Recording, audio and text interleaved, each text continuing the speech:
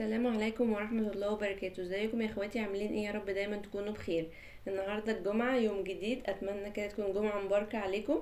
النهاردة جاية لكم بقى بيوم جديد، روتين جديد، يا رب يعجبكم واكون بشجعكم وبديكم كده افكار للغدا او الروتينات. معلش بقى الروتين النهاردة نزل متأخر، كان المفروض ينزل اللي هو امبارح اللي هو يوم الجمعة، بس انا صراحة عاملة الفيديو ده يوم الجمعة.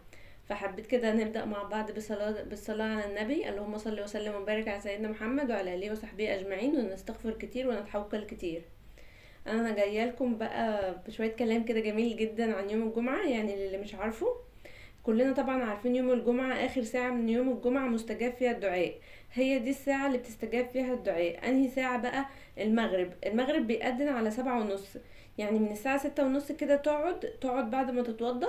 لو انت مديون، والله لو انت مديون ربنا هيبعت لك للي يسدد دينك، ولو انت مكروب ربنا هيبعت لك اللي يفرج لك كربك، ولو انت مهموم ربنا هيزيح همك، ولو عندك اي شيء عايزه ربنا هيحققه لك. بس اسمع الكلام اللي هقوله ده ونفذه بالمعنى الحرفي. اول حاجه كده صلي على سيدنا الحبيب صلى الله عليه وسلم. الساعه 6:30 بالظبط قبل المغرب بساعه هتتوضى، وبعدين تقعد مكانك في مكان الصلاه اللي بتصلي فيه، سواء في البيت او في الجامع لو مفتوح، وقول استغفر الله العظيم الذي لا اله الا هو الحي القيوم واتوب اليه 100 مره. وبعدين قول اللهم صل وسلم وبارك على سيدنا محمد، صلاة تفرج بها الهم وتزيح بها الغم وتسدد بها الدين وتحقق بها الامال 100 مرة. وبعدين كرر الآية دي اللي هي هدية النهاردة لحد ما المغرب يقول الله أكبر. وبعدين هتصلي المغرب، وثق بأن الله سيقضي لك ما تدعو به في صلاة المغرب، وثق كمان بأن الله سيعطيك ما ستدعو به في صلاة المغرب. الآية ايه بقى؟ الآية وردت في سورة الكهف، الآية اللي قالوها أهل الكهف وهم في شدتهم وهم في كربتهم وهم الدنيا كلها تكاتلت عليهم، وهم فارين بدينهم، وهم الدنيا كلها أظلمت في وشهم، وما عادش قدامهم إلا الكهف. اسمع بقى ربنا بيقول ايه. ربنا قال: إذ أوى الفتية إلى الكهف فقالوا ربنا ائتنا من لدنك رحمة وهيئ لنا من أمرنا رشدا. فبعد ما تستغفر 100 مرة بصيغة الاستغفار اللي قلتها، وتصلي على النبي محمد صلى الله عليه وسلم 100 مرة، اقعد ردد لحد الأذان المغرب لما يأذن عليك ربنا اتنا من لدنك رحمة وهيئ لنا من أمرنا رشدا، لحد ما يأذن المغرب. وبعد ما تردد الأذان وبعدين تقوم تصلي المغرب، وانت في سجود المغرب ادعي ربنا باللي انت عاوزه. سترى عجبا عجابا، وسترى تفريجا كتفريج أهل الكهف، وسترى نصرة كنصرة الله لأهل الكهف، وسترى رزقا كرزق الله لأهل الكهف، وسترى تغييرا للكون كله لنصرتك كما غير الله معالم الدنيا كلها من أجل نصرة أهل الكهف. حبيت بجد أقول لكم من الكلام الجميل ده عشان نجدد كده معلوماتنا. نرجع بقى لروتيننا. انا اول حاجه بقى عملت الفطار. بجد انا عامله النهارده فطار جامد جدا، انا بحب الفطار ده قوي، العجوه بالبيض. بجد اللي ما جربهوش فايته كتير. إيه، لو ما جربتش العجوه بالبيض جربيها، بيبقى طعمها حلو قوي.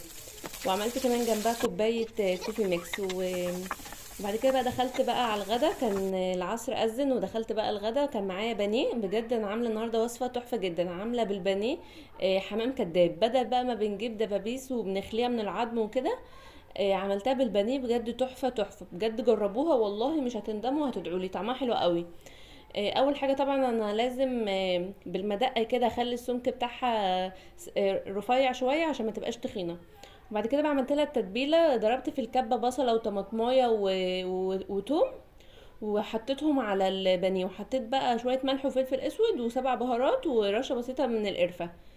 وبس كده، وسبتها بقى تتبل. وهنا بقى كان معايا القنصه والكبده مقطعاهم صغير، حطيت القنصه الاول عشان القنصه بتاخد وقت شويه، وحطيت عليها برضو رشه بسيطه من الملح ورشه بسيطه من الفلفل الاسود. وبعد كده حطيت عليها بصله، مش عايزه البصله تاخد لون، عايزاها بس يا دوب تدبل.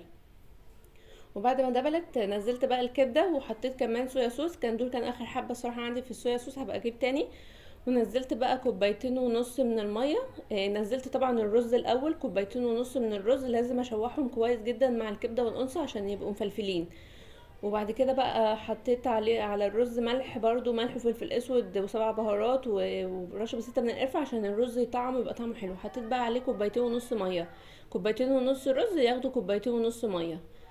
وهنا بقى سبت الرز، اخدت كام معلقه كده وهو نص سوا، وسبت الباقي يستوي براحته عشان هناكلوه جنب البانيه. يعني هو ده اللي هيبقى جنب البانيه بجد. غدوة النهارده حلوة، ولا تقولي بقى لا تحمري البانيه ولا تشويه، جربي الوصفة دي تحفة تحفة. يعني اكنك اصلا بتاكلي حمام كداب. وزي ما انتم شايفين بقى، حشيت البانيه بالرز واللي فيه الخلطة.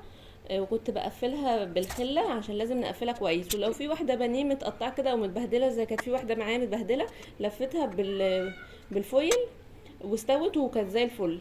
وكملت بقى كل الكمية زي ما انتوا شايفين، ولازم طبعا احط الخلة كويس عشان ما تتفكش معايا في الفرن.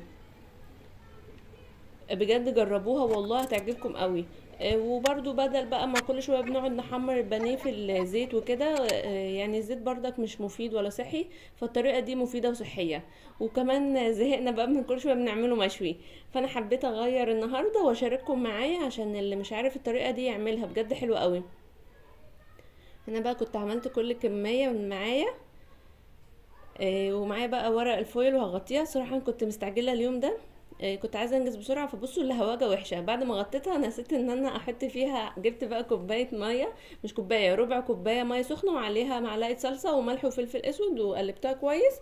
ودخلتها بقى فرن على درجة حرارة 200. استوت من تحت، وبعد ما استوت شلت ورق الفويل وشغلت عليها شواية.